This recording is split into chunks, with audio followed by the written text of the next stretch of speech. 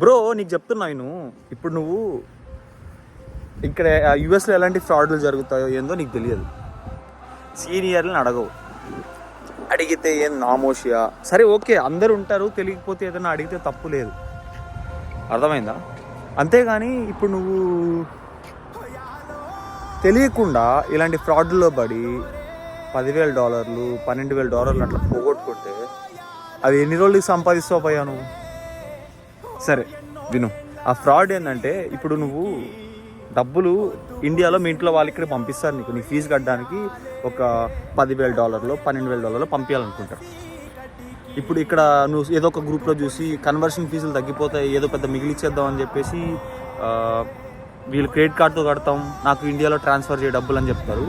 నువ్వేమో వాళ్ళు ఫీజు కట్టంగానే నువ్వు ఇండియాలో ట్రాన్స్ఫర్ చేసేస్తావు, వాళ్ళు క్రెడిట్ కార్డులోకి వెళ్ళేసి ఫ్రాడ్ ట్రాన్సాక్షన్ క్యాన్సిల్ చేస్తారు.